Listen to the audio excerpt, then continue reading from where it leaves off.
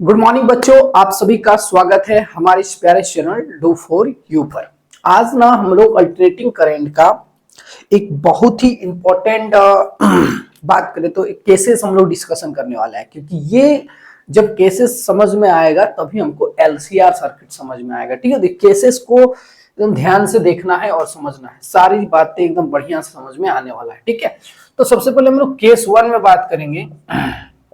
Case 1 में क्या बात करेंगे कि जिस प्रत्यावर्ती धारा परिपथ में केवल प्रतिरोध जुड़ा हो। क्या जुड़ा हो बोलो? प्रतिरोध। तो इस तरह बना देते हैं कि यहाँ पे एक प्रतिरोध लगा देते हैं यानी कि रेजिस्टेंस, और इसको किसी एसी सर्किट से जोड़ देते हैं। इसको एसी सर्किट का सिंबल बोलते हैं। ठीक, क्योंकि एसी सर्किट, एसी करंट ऐसे चलता है, तो ये एसी करंट का क्या है बोलो? सिंबल है। तो इसको बोलेंगे प्रत्यावर्ती धारा परिपथ। तो जिस प्रत्यावर्ती धारा परिपथ में केवल प्रतिरोध जुड़ा हो, क्या जुड़ा हो? प्रतिरोध जुड़ा हो, उसमें वोल्टेज और करंट साथ साथ चलता है, यानी कि दोनों के बीच का जो फेज डिफरेंस होता है, जिसको हिंदी से कला अंतर कहते हैं, वो फाई बाई वो जो होता है, फाई का वैल्यू 0 होता है। ठीक है, तो देखो इसमें अगर हम ग्राफ बनाए ऐसे तो याद रखना, अगर करंट का डायरेक्शन ये है तो यहाँ पर वोल्टेज का डायरेक्शन भी ये होगा। इसके सिरों के बीच का वोल्टेज होता है VR, और वोल्टेज और करंट दोनों साथ साथ, तो फाई का वैल्यू आ जाता है 0। और इसके लिए अगर करंट का इक्वेशन देखें और वोल्टेज का इक्वेशन देखें और करंट का इक्वेशन देखें, यानी कि प्रतिवर्ती धारा का समीकरण और वोल्टेज का समीकरण, तो कुछ इस तरह निकल के आता है। इसलिए देखो धारा का फॉर्मूला होता है I बराबर I0 साइन ओमेगा टी, और वोल्टेज का भी फॉर्मूला होगा E equal to E0 sine omega T.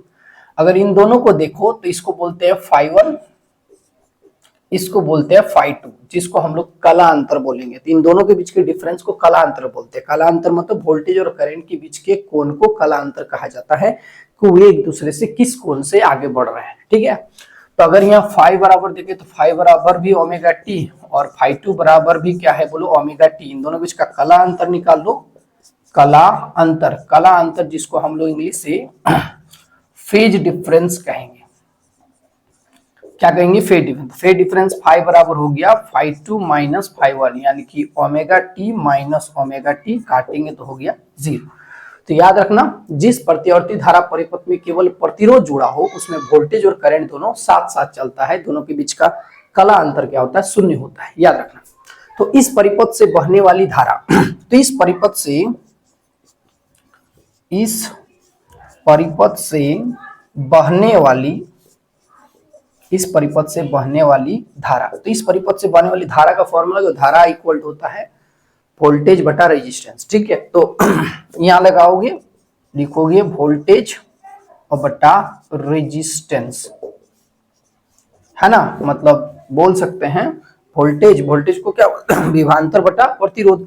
तो इसके जगह वोल्टेज का जगह यहाँ पे E होगा और प्रतिरोध की जगह क्या होगा? R होगा। तो इस परिपथ से बहने वाली धारा का फॉर्मूला हो गया E बाय R।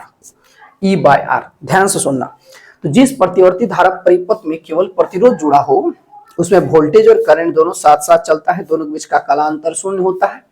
धारा का फॉर्मूला ये होता है I equal to I0 sine omega T. Voltage का भी फॉर्मूला होता है E equal to E0 sine omega T. इन दोनों का एंगल सी में, मतलब दोनों सेम फेज में चल रहा है, तो φ1 भी ओमेगा टी, φ2 भी ओमेगा टी। दोनों के बीच का कला अंतर हो गया φ2 माइनस φ1, यानी कि 0। दोनों के बीच का कला अंतर 0 होता है। और इस परिपथ से बहने वाली धारा का फॉर्मूला होता है I बराबर E बाय R, यानी कि वोल्टेज बटा रेजिस्टेंस। अब निकालते हैं इस परिपथ से होने वाली ऊर्जा क्षय। थोड़ा याद रखना ये सब बातें, है ना? इस परिपथ से होने वाली ऊर्जा क्षय, तो लिख देते हैं यहाँ, इस परिपथ से होने वाली ऊर्जा क्षय, पावर लॉस के बारे में, है ना? ऊर्जा क्षय, तो क्या ऊर्जा क्षय होता है? ऊर्जा क्षय का फॉर्मूला ये वाला बाद में पढ़ाएंगे, अभी बस याद रखना है। पावर का फॉर्मूला होता है EV/IV cos फाई। EV/IV क्या होता है बोलो? cos phi. ये ऊर्जा क्षय का समीकरण है, ऊर्जा क्षय का फॉर्मूला है। आगे इसका डेरिवेशन मिलेगा। ठीक है, अभी याद रखना, जहां cos फाई जो दिख रहा है बाबू, cos फाई जहां, ठीक है ना, जहां cos फाई को पावर फैक्टर कहा जाता है। याद रखना, क्या बोलते बोलो? पावर फैक्टर कहा जाता है पावर फैक्टर कहा जाता है। इसीलिए पावर फैक्टर cos फाई का वैल्यू कितना होगा, तो cos फाई का वैल्यू अभी 0 बताए थे, cos फाई का वैल्यू 0, पावर फैक्टर का वैल्यू 1 आ गया। तो अगर पावर फैक्टर का वैल्यू 1 आएगा यानी cos 0 डिग्री का वैल्यू मैक्सिमम होता है, तो इस परिपथ में पावर फैक्टर का वैल्यू सबसे ज्यादा है, मतलब यह परिपथ ऊर्जा का ह्रास सबसे अधिक करेगा। यानी जिस प्रतिवर्ती धारा परिपथ में केवल प्रतिरोध जुड़ा हो उसमें ऊर्जा का ह्रास सबसे अधिक होता है, क्योंकि अगर पावर देखें तो पावर का फॉर्मूला आएगा EV/IV, cos इसका वैल्यू हो गया 1, यानी कि पावर बराबर हो गया EV/IV, और ये वैल्यू होगा मैक्सिमम होगा। तो याद रखना, जिस प्रतिवर्ती धारा परिपथ में केवल प्रतिरोध जुड़ा होता है उसमें ऊर्जा का क्षय सबसे अधिक होता है, उसमें ऊर्जा का क्षय क्या होता है, सबसे अधिक। इसका नोट्स आपको टेलीग्राम चैनल पर प्रॉपर मिल जाएगा, आप जाना वहां पे देखना, थोड़ा स्क्रॉल करेगा तो वहां सारा अल्टरनेटिंग करंट का सारा लेक्चर का PDF डाला होगा, तो बढ़िया से हेड राइटिंग नोट्स है, आप वहां से उठा लीजिए, सारा का सारा देख लीजिए, सारा कुछ मिल जाएगा जो चीज बता रहे हैं। समझ में आ गया? तो केस 1 क्लियर हो गया। तो जिस प्रतिवर्ती धारा परिपथ में केवल प्रतिरोध जुड़ा होता है उसमें वोल्टेज और करंट साथ साथ चलता है, दोनों के बीच का कालांतर शून्य होता है, पावर फैक्टर का वैल्यू 1 होगा, ऊर्जा का ह्रास सबसे अधिक होगा, और कितना होगा, EV/IV, यानी कि मैक्सिमम एनर्जी लॉस करता है रेजिस्टेंस कंटेनिंग एसी सर्किट। आगे बात समझ में, ये केस 1 था, आपको याद रखना है, ठीक है। अब बात करते हैं केस 2 का। ठीक है, केस 1 का कहानी पूरा याद होना चाहिए। अब केस 2 देखो, जिस प्रतिवर्ती धारा परिपथ में केवल कुंडली जुड़ा हो, अब कुंडली वाला देखते हैं। जिस प्रतिवर्ती धारा परिपथ में केवल क्या जुड़ा हो, बोलो, कुंडली जुड़ा हो, और ग्राफ तो याद रखना ही रखना है ना। तो जिस प्रतिवर्ती धारा परिपथ में केवल क्या जुड़ा रहेगा, कुंडली, तो यहां पर एक कुंडली बना देते हैं, कुंडली जुड़ा हो, और इसको किससे जोड़ देंगे, प्रतिवर्ती धारा परिपथ यानी कि AC सोर्स से हम लोग क्या कर देंगे, जोड़ देंगे। कुंडली के प्रतिरोध को याद रखना XL से डिनोट करते हैं, कुंडली का मतलब L होता है, जिसको इंग्लिश से इंडक्टेंस और हिंदी से प्रेरक तो कहा जाता है। बात समझ, तो कुंडली माने L, प्रतिरोध माने R, प्रतिरोध मतलब R, और कुंडली मतलब L, और कुंडली का प्रतिरोध को किसे डिनोट करेंगे, XL से। अब ध्यान समझो, जिस प्रतिवर्ती धारा परिपथ में केवल कुंडली जुड़ा होता है उसमें वोल्टेज जो है करंट से π/2 पीछे चलता है। देखो यहाँ कैसे, मान लो ये करंट का डायरेक्शन है जो कि अभी ऑलरेडी बताए थे, तो करंट से वोल्टेज π/2 पीछे चलेगा, यहाँ है ऐसे, तो यहाँ पे वोल्टेज रहेगा इस डायरेक्शन में, इस डायरेक्शन में वोल्टेज को बोलेंगे VL। इन सिरों के बीच के वोल्टेज को हम लोग किससे डिनोट करेंगे, VL से डिनोट करेंगे, और VL जो है वो π/2 पीछे रहेगा, तो -π/2 लिख देते हैं। माइनस साइन का मतलब ये किधर चल रहा है, बोलो, पीछे। कहां से, करंट से π/2 पीछे चलता है। याद रखना, जिस प्रतिवर्ती धारा परिपथ में केवल कुंडली जोड़ा होता है उसमें वोल्टेज करंट से π/2 पीछे चलता है। अगर इस दोनों के इक्वेशन लिखें तो करंट का इक्वेशन होगा I बराबर I0 साइन ओमेगा टी, और वोल्टेज का इक्वेशन होगा E बराबर E0 साइन ओमेगा टी और -π/2। -π/2 मतलब किधर चल रहा है, बोलो, पीछे। अगर यहां से देखें तो φ1 का वैल्यू ओमेगा टी, φ2 का वैल्यू ओमेगा टी -π/2, और अगर कला अंतर निकालेंगे, कला अंतर जिसको हम इंग्लिश से क्या बोलते हैं, बोलो, फेज डिफरेंस, जो कि अभी समझा दिए थे। तो फेज डिफरेंस का वैल्यू क्या होगा, फाई बराबर होगा φ2 - φ1। ठीक है, φ2 - φ1, तो φ2 का वैल्यू बाबू क्या होगा, ओमेगा टी -π/2, और माइनस यहाँ ओमेगा 1 के जगह लिखिएगी ओमेगा टी, ये सी ये खत्म हो जाएगा, तो इसका वैल्यू आएगा -π/2। तो इसका कलांतर कितना आ गया, -π/2। माइनस मतलब किधर चलता है, बोलो, पीछे चलता है।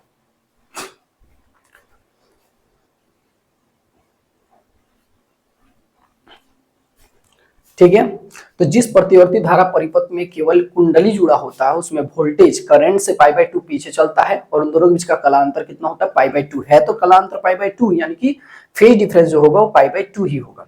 अगर देखिए इस परिपथ से बहने वाली धारा, इस परिपथ से बहने वाली धारा अगर इस परिपथ से बहने वाली धारा, धारा का फॉर्मूला अभी बताए थे वोल्टेज बटा प्रतिरोध, तो यहां लिखाएगा E, लेकिन प्रतिरोध की जगह लिखाएगा ओमेगा इंटू एल। याद रखना ओमेगा और इंटू एल। और इस ओमेगा एल क्या है, ध्यान समझ, यहाँ प्रतिरोध का स्थान कौन ले रहा है, प्रतिरोध का स्थान ओमेगा एल ले रहा है, जिसे कुंडली का प्रेरक प्रतिघात यानी कि इंडक्टेंस रिएक्टेंस कहा जाता है, इंडक्टिव रिएक्टेंस, ठीक है, जिसे एक्सेल द्वारा सूचित किया जाता है।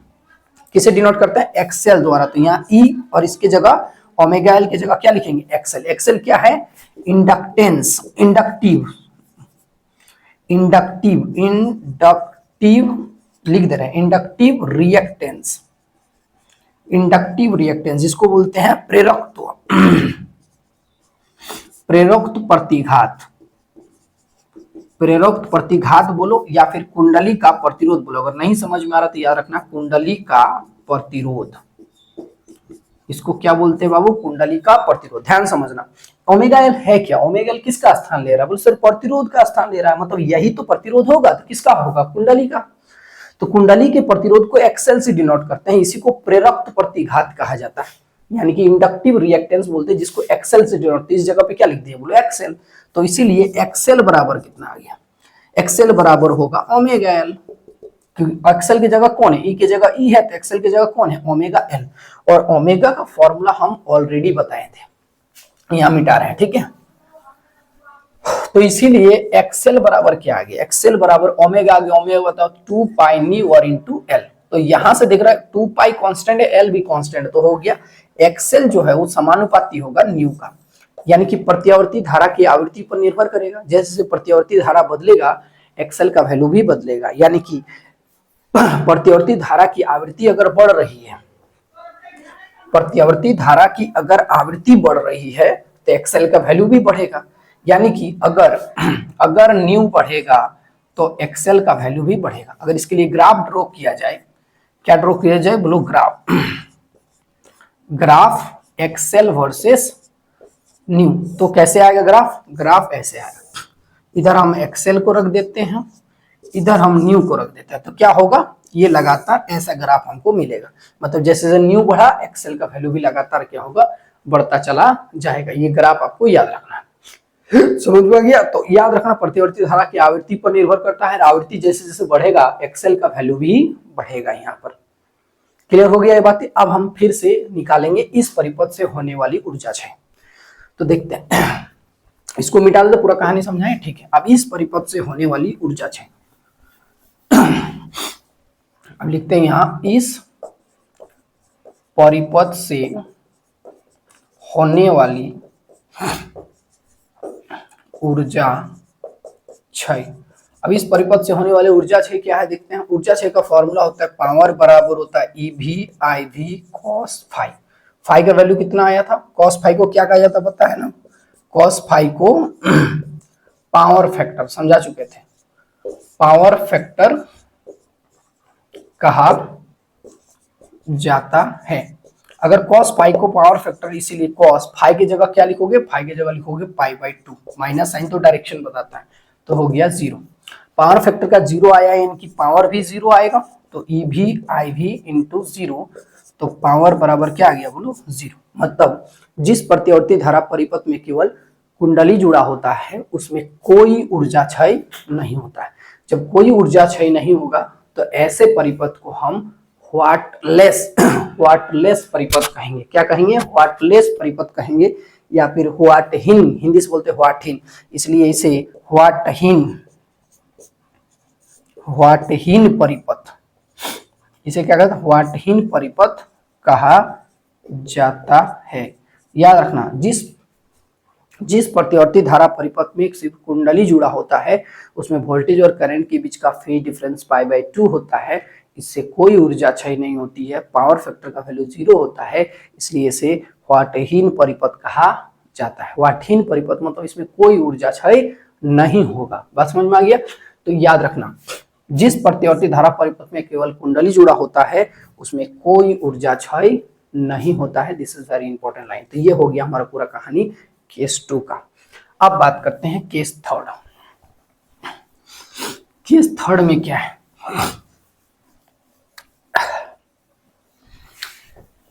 केस थर्ड में बात करेंगे कि जिस प्रतिवर्ती धारा परिपथ में, रुक जा बता रहे हैं। तो बात करते हैं केस थर्ड। केस थर्ड में क्या है, तो जिस प्रतिवर्ती धारा परिपथ में केवल संचक जुड़ा हो, यानी कि कैपेसिटर। जिस प्रतिवर्ती धारा परिपथ में केवल, यस ऐसे, इसको एसी सोर्स से जोड़ देंगे, इसे यहाँ एसी लिख देंगे। तो जिस प्रतिवर्ती धारा परिपथ में केवल संचक जुड़ा हो, संचक, संचक को किसे डिनोट करते हैं बोलो, सी से। तो इसलिए सिरों के बीच का, इसके सिरों के बीच का वोल्टेज को हम लोग VC से डिनोट करेंगे और इसके प्रतिरोध को XC से डिनोट करेंगे। तो जिस प्रतिवर्ती धारा परिपथ में केवल संचक जुड़ा हो उसमें वोल्टेज करंट से π/2 आगे चलता है। तो आगे किस तरह चलेगा, अगर हम यहाँ फिर से ग्राफ बनाए तो ये करंट का डायरेक्शन था और यहाँ से वोल्टेज π/2 आगे चलेगा। तो ये रहा वोल्टेज का डायरेक्शन, जिसको हम लोग क्या बोलेंगे बोलो, VC बोलेंगे। तो π/2 यहाँ पर प्लस π/2 मतलब आगे चल रहा है, याद रखना। इसके लिए अगर हम वोल्टेज का, अगर इसका समीकरण लिखे तो करंट का इक्वेशन बनेगा I बराबर I0 साइन ओमेगा टी, और वोल्टेज का इक्वेशन बनेगा, वोल्टेज को E से लिख रहा था तो E बराबर हो गया E0 sine omega T plus π/2।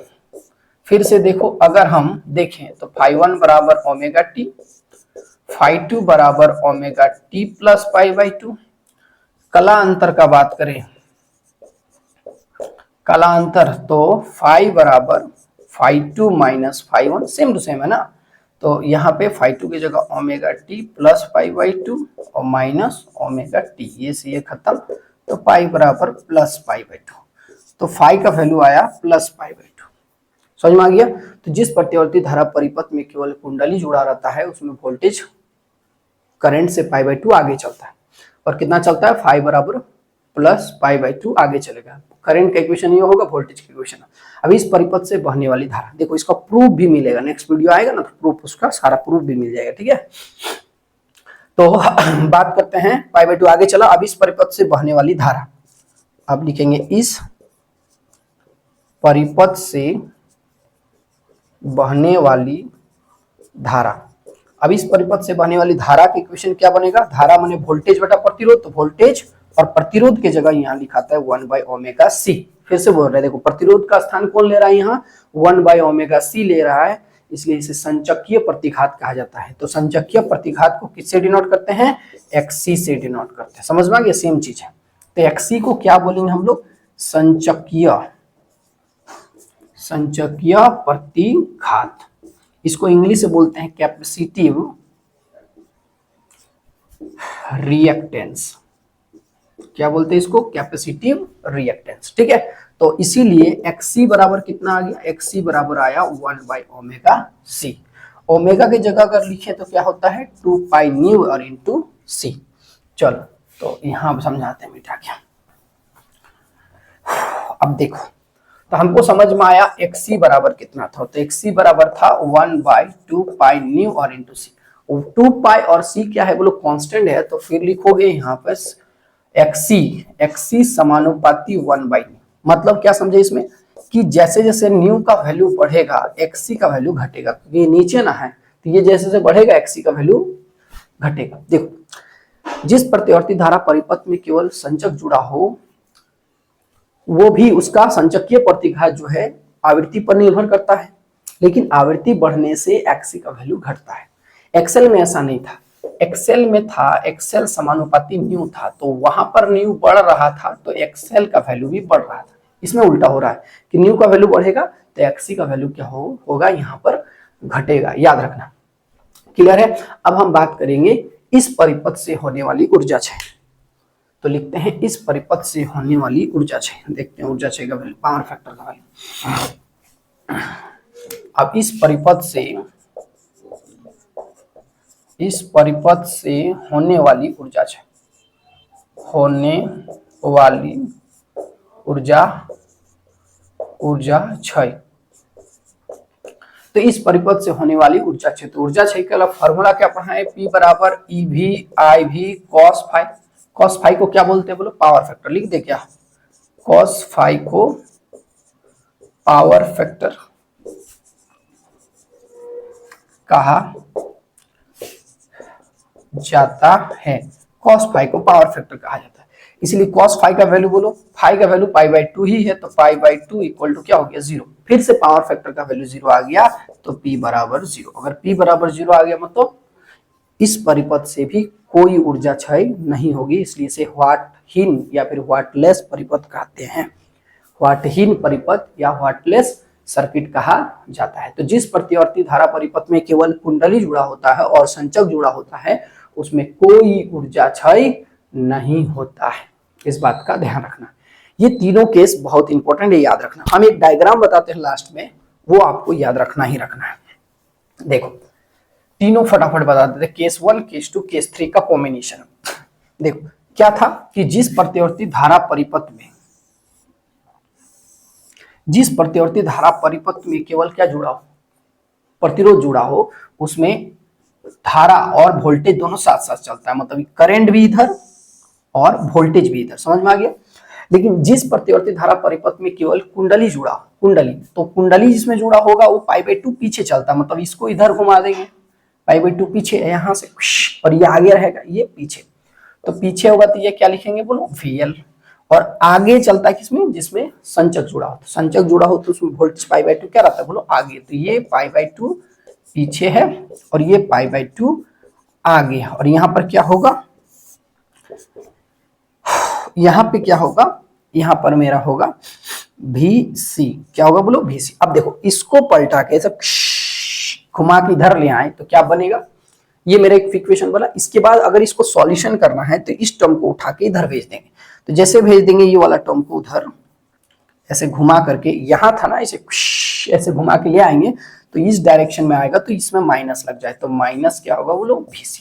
तो ये चार टर्म आपको याद रखना, मतलब दो पिक्चर, ये इसका रिजल्टेंट हो गया, और ये दोनों वोल्टेज मिलकर एक रिजल्टेंट वोल्टेज बनाएगा यहाँ पर, याद है। अगर थोड़ा सा याद आ रहा है तो हम लोग रिजल्टेंट वेक्टर का फॉर्मूला पढ़े थे, R equal to root under a square plus b square plus 2ab cos theta. उसी तरह इसका भी बनेगा, E बराबर V1 का स्क्वायर मतलब VR का स्क्वायर, V2 का स्क्वायर मतलब VL माइनस VC का स्क्वायर प्लस 2VA, A मतलब VR और B मतलब ये वाला VL माइनस VC और इंटू कॉस थीटा, थीटा की जगह इन दोनों के बीच का एंगल कितना पाई बाई 2, तो यहाँ लिखोगे पाई बाई 2। तो ये टर्म पूरा कट के क्या हो जाएगा बोलो 0, और परिणामी वोल्टेज का फॉर्मूला आएगा VR का square plus VL minus VC का स्क्वायर। ये इक्वेशन याद रखना, यहीं से आपको LCR सर्किट के बारे में बात चलेगा, मतलब समझ में आएगा, ठीक है। तो ये कहानी पूरा याद रखना। देखो प्रतिरोध के लिए R हो गया,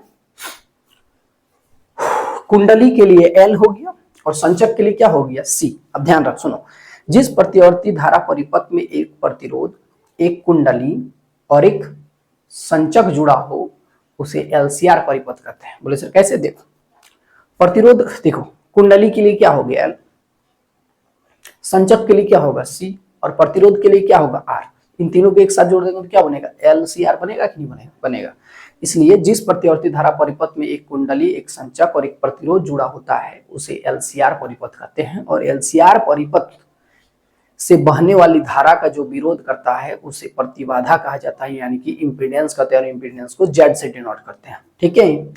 और LCR परिपथ की प्रतिबाधा का फॉर्मूला होता है Z बराबर root under R square plus XL minus XC का होल स्क्वायर। ये आपका नेक्स्ट वीडियो में आने वाला है, आगे बात समझ में। तो नेक्स्ट वीडियो में आपको LCR परिपथ पढ़ा देंगे, जो इस साल 2025 के लिए मोस्ट इंपॉर्टेंट क्वेश्चन है। मिलते हैं नेक्स्ट वीडियो में, तब तक के लिए थैंक यू वेरी मच, और इसको हाँ अपने दोस्तों के साथ जरूर शेयर कर देना।